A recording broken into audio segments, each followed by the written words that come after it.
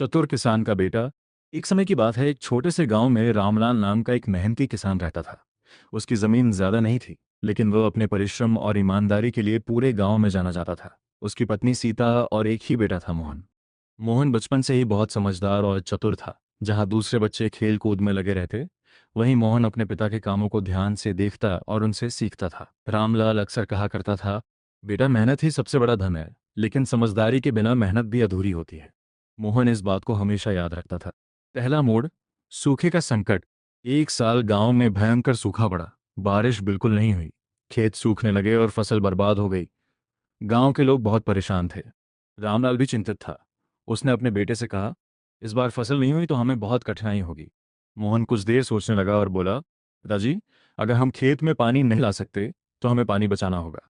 रामलाल ने पूछा, कैसे? मोहन ने सुझाव दिया कि वे खेत के चारों ओर छोटे छोटे गड्ढे बनाए, ताकि जो भी थोड़ी बहुत बारिश हो वो पानी इकट्ठा हो जाए। साथ ही वो रोज सुबह जल्दी उठकर पास के तालाब से पानी लाकर पौधों में डालने लगा। गांव वाले पहले उसका मजाक उड़ाते थे, लेकिन कुछ ही दिनों में उनके खेत पूरी तरह सूख गए, जबकि रामलाल के खेत में थोड़ी बहुत हरियाली बनी रही।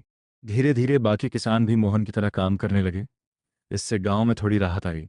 दूसरा मोड़, लालची जमींदार। गांव के पास ही एक लालची जमींदार रहता था, रघुवीर। उसने देखा कि सूखे में ही रामलाल के खेत में फसल बची हुई है। वह रामलाल के पास आया और बोला, तुम्हारा खेत मुझे दे दो, मैं तुम्हें अच्छी कीमत दूंगा। रामलाल ने मना कर दिया। तब रघुवीर ने चाल चली। उसने गांव के मुखिया को रिश्वत देकर यह अफवाह फैला दी कि रामलाल ने पानी चुराया है। गांव वाले रामलाल पर शक करने लगे। पंचायत बुलाई गई। पंचायत में रघुवीर बोला, इसने तालाब का पानी चुराकर अपने खेत में लगाया है, इसलिए इसकी फसल बची है। रामलाल बहुत दुखी हुआ, लेकिन उसके पास कोई सबूत नहीं था। तभी मोहन आगे आया और बोला, अगर मेरे पिता ने चोरी की है तो साबित कीजिए। रघुवीर बोला, साबित करने की क्या जरूरत है, सबको पता है। मोहन मुस्कुराया और बोला, ठीक है, कल हम सब खेत पर चलेंगे। अगर हमारे खेत में तालाब का पानी आया है तो वहाँ की मिट्टी गीली होगी, लेकिन अगर हमने पानी बचाकर इस्तेमाल किया है तो मिट्टी अलग होगी। अगले दिन सब लोग खेत पर गए। मोहन ने सबको दिखाया कि खेत के चारों ओर छोटे छोटे गड्ढे बने हुए हैं और उनमें पानी जमा है। उसने कहा, हमने पानी चुराया नहीं बल्कि बचाया है। गांव वाले समझ गए कि रघुवीर झूठ बोल रहा था। उसे शर्मिंदा होकर वहां से जा पड़ा। तीसरा मोड़, शहर का व्यापारी।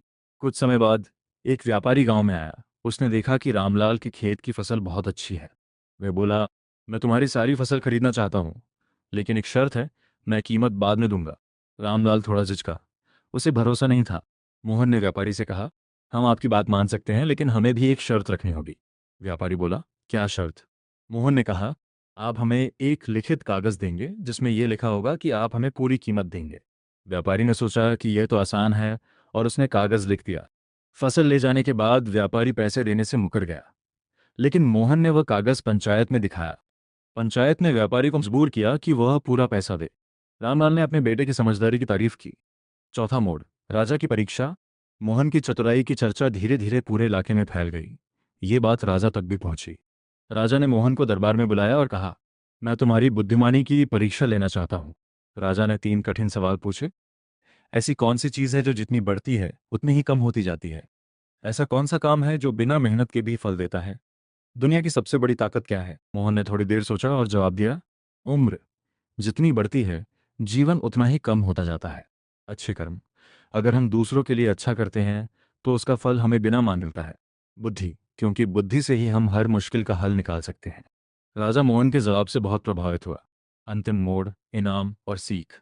राजा ने मोहन को इनाम में सोने के सिक्के और एक बड़ा खेत दिया, लेकिन मोहन ने कहा, महाराज, मुझे इतना बड़ा इनाम नहीं चाहिए। अगर आप सच में खुश हैं तो हमारे गांव में एक बड़ा कुआं बनवा दीजिए, ताकि कभी पानी की कमी ना हो। राजा उसकी सोच से और भी खुश हुआ और गांव में एक बड़ा कुआं बनवाया। अब गांव में कभी पानी की कमी नहीं हुई और सभी किसान खुशहाल हो गए। रामलाल ने अपने बेटे से कहा, बेटा, आज तुमने साबित कर दिया कि असली ताकत मेहनत और बुद्धि में होती है। मोहन मुस्कुराया और बोला, पिताजी, ये सब आपकी सीख का ही परिणाम है। कहानी की सीख, समझदारी और मेहनत साथ हो तो कोई भी मुश्किल आसान हो जाती है। सच्चाई हमेशा झूठ पर जीतती है। बुद्धि का सही इस्तेमाल ही इंसान को महान बनाता है।